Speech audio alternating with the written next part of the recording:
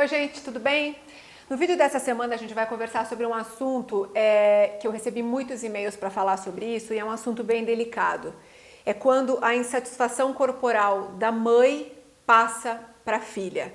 Eu recebi muitos e-mails de meninas me contando que não tinham problema com o corpo, não tinham problema com comida e passaram a ter problemas porque a mãe insistia para que a criança emagrecesse, a mãe insistia para que a criança fizesse uma dieta restritiva e isso acabou desencadeando um sofrimento muito grande e em alguns casos até mesmo um transtorno alimentar ou uma obesidade, uma compulsão. Para conversar sobre esse assunto, eu convidei a Gabriela Malziner. Obrigada pela sua presença, Gabriela. A Gabriela é psicanalista e ela tem mestrado em psicologia clínica.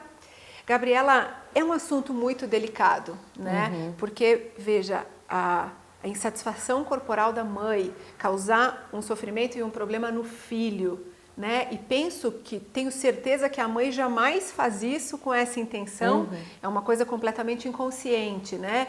É comum esse tipo de problema? É muito comum, infelizmente. Porque na relação com os filhos, a gente não tem nada a fazer diferente do que nós somos de fato, né? Então não tem uma pedagogia para ser mãe ou pai. O que tem é o que nós somos. Então, se eu sou alguém que tem uma insatisfação com o meu corpo, se eu tenho uma insatisfação com quem eu sou, isso transpassa as relações, né? Isso acaba fazendo com que essa criança e esse adolescente, ou enfim, esse filho, filha, fique permeado por essas questões, até porque os filhos querem agradar os pais. Mesmo aqueles que a gente acha que estão fazendo para nos desagradar, na verdade eles estão correspondendo a uma expectativa desses pais. E se a expectativa de uma mãe é que a sua filha tenha lá seus não sei quantos quilos e seja um padrão de beleza específico, essa menina vai querer se encaixar, porque ela quer ser amada, né? O objetivo dos filhos é o amor dos pais, é que eles tenham um reconhecimento desses pais. Então, infelizmente, as relações elas são permeadas também por essas questões. Gabriela, agora eu fico pensando, como é que a mãe faz, né? Porque você vai cuidar da alimentação, isso vem desde muito cedo, é instintivo, mas não transferir essa cobrança excessiva, mesmo que inconscientemente, tem algum caminho? Acho que tem dois aspectos que são importantes. A mãe, ela tem as questões dela, né? Então, ou seja, ela tem que se perguntar o que ela tem a ver com aquilo. O que ela tem a ver com a forma como ela se alimenta, com a forma como ela faz ginástica, com a forma como ela olha a beleza do outro, o que ela acha que é o ideal. Porque os filhos, eles querem agradar os pais e a relação e o vínculo com a comida não está só na comida, né?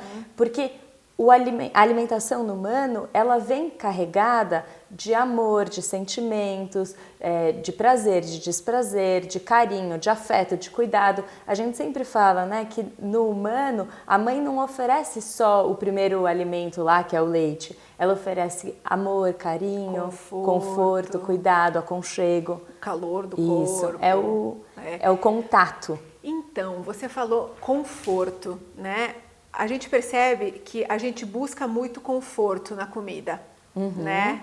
Tem até uma expressão em inglês que chama comfort food, né? Que muitas especialistas utilizam, que quando a gente está triste, a gente está chateado, o que vai me confortar nesse momento? Muitas vezes o mais rápido é comer uma coisa gostosa.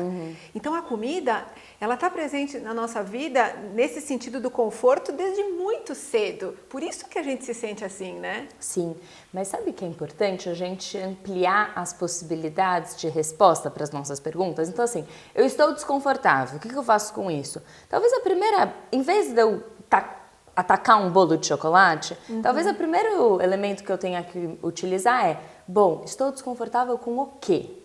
O que está causando esse desconforto? Estou chateado porque briguei com o namorado. Estou chateado porque queria ir bem na prova e fui mal na prova. Estou chateado porque minha amiga disse que não gostou da cor da minha unha, né? Então, se a gente puder fazer mais perguntas e obter respostas menos imediatas, a gente vai ampliar as possibilidades que a gente tem em frente ao nosso desconforto, né? E a gente vai ter uma possibilidade assertiva maior. Sim, porque de fato a comida não vai aplacar, não vai acabar com a tristeza, não vai resolver o problema. A comida não resolve o problema, ela preenche um outro vazio. Ela né? faz, às vezes, de preencher vazio, só que ela não preenche nada. Não preenche nada, porque passou, comeu e o vazio ou o problema continua ali, né?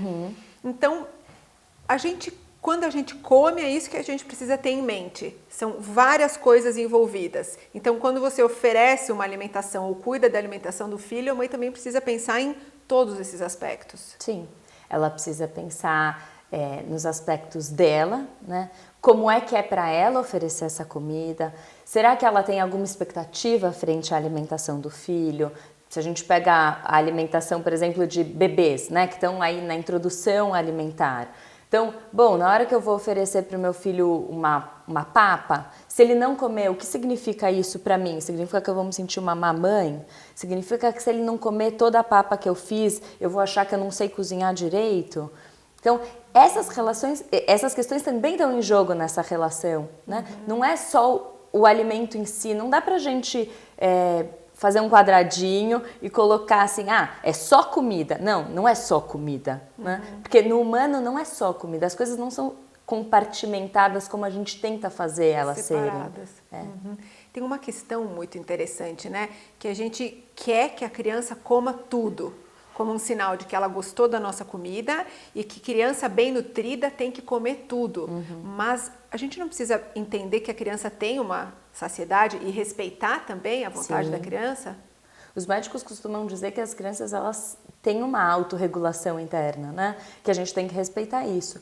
Mas muitas vezes os pais não ouvem o que os filhos estão falando, né? Falando, dizendo, dando sinais. Então, é importante também a gente se abrir para ouvir o que a criança tem a dizer. A gente tem que aprender, e os pais têm que ajudar a gente a aprender a dizer de nós mesmos. Porque os pais muitas vezes não fazem isso, não é por sacanagem, é porque também não sabem, né? Então, se os pais puderem se perguntar, ter menos verdades, menos certezas e mais dúvidas, a gente vai ganhar muito com isso.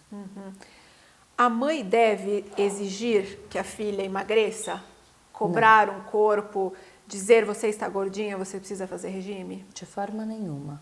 Mesmo se o médico disser, sim, ela está acima do peso? Recentemente foi publicada uma pesquisa por nutricionistas dizendo exatamente isso, né? Que a gente não deve apontar para a criança, para o adolescente, o aspecto negativo, ou seja, emagreça. O que a gente deve oferecer é proatividade. Então, o que eu vou falar é, vamos no parque caminhar? Vamos juntos fazer alguma coisa? Vamos. Então, ao invés de você limitar ou dizer do defeito, o que você deve fazer é falar, olha, vamos aprender a fazer um negócio gostoso juntos na cozinha? E esse negócio gostoso pode ser uma salada, pode ser uma sopa, pode ser um bolo integral, pode ser, ou não, né? Enfim, mas ser proativo mais do que restringir ou apontar a insatisfação. Isso é muito importante, Isso né? é muito importante, muito importante. E essa pesquisa é muito interessante porque ela diz que pais que apontaram, né, o defeito do seu filho, o que eles conseguiram gerar, ao invés de ser uma diminuição do peso, foi um aumento do peso, né, ou um transtorno alimentar. Tem uma psicanalista francesa, a Françoise Doutor, que ela diz, ao invés de oferecer, seu filho pede gritando uma bala, não importa se você vai dar a bala ou não. Primeiro pergunte para ele, qual é o sabor da bala que você quer? Você quer essa bala por quê? Você gosta mais de bala macia ou de bala dura? Que tipo de bala você gosta? A gente ganha tanto nesse repertório, né? A criança ganha, o adulto ganha e a interação ganha. Sim, porque às vezes nem quer a bala. Né? Se você começar a questionar, um dia eu li um livro, tem muitos livros, né, para crianças, que dizia, era de uma menininha que estava com fome, que ela estava sempre com fome, mas o pai nunca estava em casa. E na verdade o que ela queria era o carinho do pai, que o pai lesse um livro para ela, era a companhia. E eu achei muito curioso como, às vezes, e isso acontece na nossa vida adulta, a gente acha que é fome, mas é outro sentimento. Então, com a criança também pode acontecer assim, né? Parece quase um automatismo de funcionamento, a gente chama de um automatismo psíquico, né? É muito importante que a mãe, que a família, desde muito cedo, diga, né? Minha filha, as pessoas têm corpos diferentes, se você é um pouco mais gordinha não tem problema, não é gordinho, é uma estrutura diferente. Como fazer isso? É importante fazer isso, né? Qual é a que eu sua acho que as famílias também estão permeadas por esse ideal de beleza ligado à magreza, né? Então, também fica difícil para as famílias, de fato, ver o belo, o diferente belo. Né? E isso é algo que é politicamente correto, é muito importante, é muito interessante, mas tem que vir como cultura. Né? Tem que ser natural. Tem que ser natural. Então não adianta eu dizer para minha filha, você é linda, se eu não acho ela linda. Porque não adianta dizer o que eu não penso. Porque as palavras, elas têm que vir carregadas de afeto verdadeiro. Falsear a palavra é mais prejudicial do que dizer algo de fato que eu estou pensando. Então, não tem o correto. Mais uma vez, né? Não tem uma resposta pronta para essa pergunta. O que tem é as formas possíveis de interação entre as pessoas de uma família e essas pessoas também poderem começar a se perguntar, bom, eu acho bonito isso, mas por que eu acho isso bonito? Por que eu acho que minha filha deveria ser dessa forma? Por que o ideal é isso? Né? E aí a gente vai poder ganhar outros contornos para as relações e outras formas de ver o belo. É isso, eu costumo dizer aqui no canal que a gente precisa encontrar a beleza nas coisas, né? A partir do momento que eu começo a ver beleza no outro, beleza em coisas diferentes, eu começo a ver beleza em coisas diferentes em mim que eu não enxergava. Então, muitas vezes o belo está escondidinho aqui dentro, né? Que a gente escondeu ele em algum lugar. E é tão importante a gente também descobrir o que é belo para nós, né? Porque às vezes para os pais o belo sei lá, não importa, né? Sim. Mas descolar do que é o ideal para o outro e poder construir o que é o possível para nós é muito importante. Porque essa coisa de perfeito, de ideal, para quê? É o possível, né? Eu acho que isso essa mensagem é muito legal. A gente precisa ser feliz com o corpo possível, com a vida possível e não postergar a felicidade para daqui a algum tempo, para 5 quilos a menos, ou para um corpo diferente, ou para um cabelo diferente. Mas a gente tem que se permitir isso, né? Exatamente. É o mais difícil. Permitir não ser perfeito. Exatamente.